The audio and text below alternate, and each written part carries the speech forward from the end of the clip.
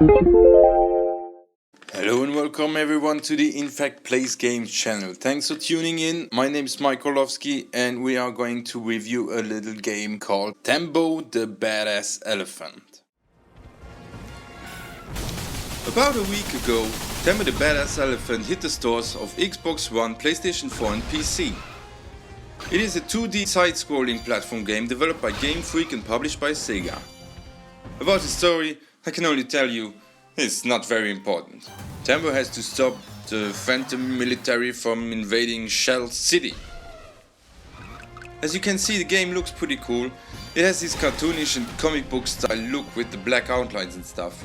I really like the way it was designed. Actually, it was part of the reason I chose to download it. Another reason is the constant destruction. Tembo is like a living wrecking ball, smashing through almost everything in its way. Cars, trees, tanks, houses, everything. So satisfying.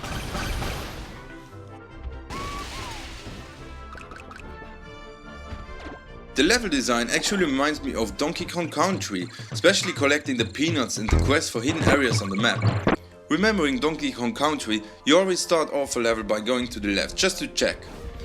And there you go. See? Haha. God damn it. The controls are very easy to understand. You can dash and smash everything ahead of you. But watch out, don't go through the level too fast, you might be destroying platforms which help you reach certain collectibles. There's also the uppercut, the slide clip, roll up and dive to the ground and spray water from the trunk in order to put out the fires. In every level there are 10 civilians you rescue, which is kind of a side quest. You don't necessarily have to do it, but it increases the score at the end of each level. So if you want the full possible score, you need to kill all of the enemy soldiers and rescue all of the citizens. Watch out for the pilots and drivers falling out of the vehicles after you destroyed them. The levels keep getting harder. I mean, sometimes you just... come on. I don't like games being too easy because then they feel boring very quickly, you know. And really?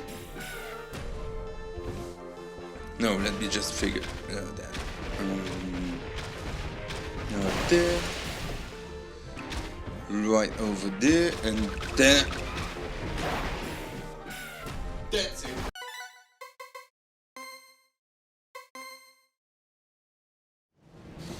Well, okay, where were we? Yeah, well, the boss fights are fun too. I like the game, but I guess you have to be in the mood for a game like that. It has no deep story, and it kind of feels repetitive if you play it for too long. The game itself will not take too long, because it only has 18 levels, so my suggestion is, if you play it step by step over a few days. Game Freak did a nice job with this game. I thought they'd only make Pokemon games, but this one's definitely proved that they can do differently. The game on online stores costs about 10 to 15 euros, and that's already it. It's a short game. I thought I'd make a short review about it. So thanks everyone for watching it. If you like what you saw, just subscribe to our channel, comment if you want to, and hope to see you next time. Goodbye.